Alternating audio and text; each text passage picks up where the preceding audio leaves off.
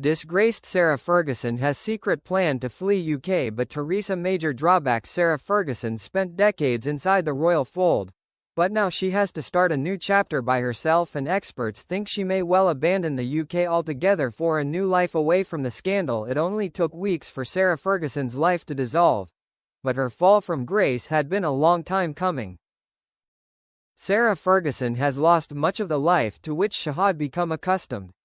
From her royal title, which she has used for decades, to her long-term UK residence, Royal Lodge, Fergie has been forced by the ongoing controversy surrounding her and her ex-husband, Andrew, into the start of a new chapter.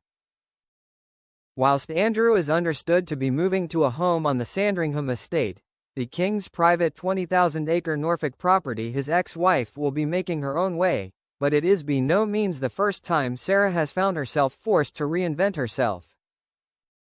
The former Duchess is, according to reports, on the brink of a breakdown, as scrutiny continues to surround her, so much so that her sister Jane is reported to have flown in from Australia to provide support to Sarah.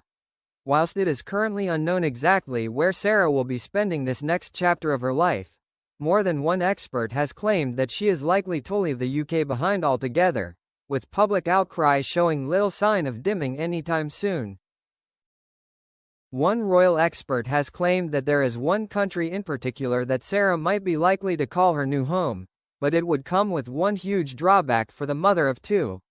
Phil Dampier, writing for Woman's Day, claimed that Fergie might well opt to join her sister Jane in Australia, in an attempt to get away from the ongoing scandal.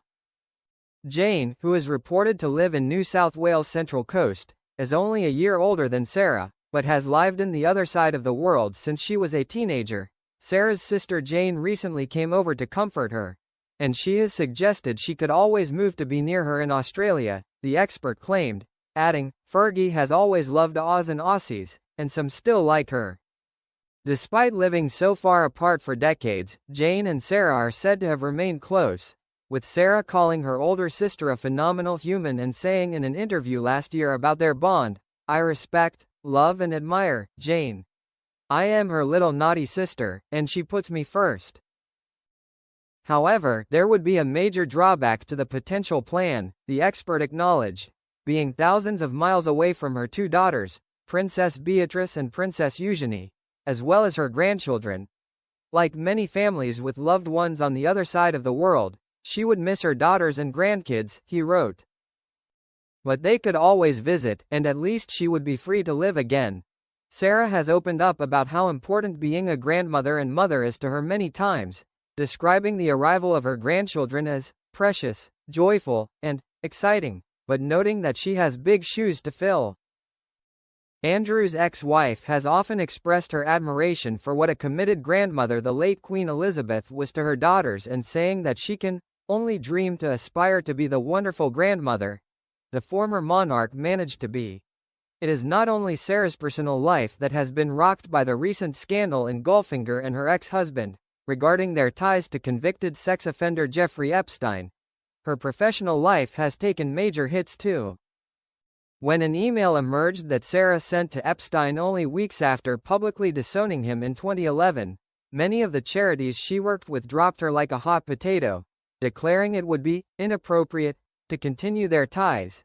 The email saw Sarah apologize to the disgraced financier for saying she abhors pedophilia in a newspaper interview, and calling him a supreme friend. Her spokesperson, however, has claimed that Sarah sent the email under duress, only being ingratiating and apologetic towards Epstein because he had threatened her. The email saga did not end there though. Another piece of correspondence emerged, from Epstein to his legal, that allegedly saw the sex offender tell his lawyers that Sarah should say she was misquoted, and claim that she and her daughters had visited him after his release from prison to celebrate. A source has said that Sarah, nor her daughters, who would have been 19 and 20 at the time, remember this trip.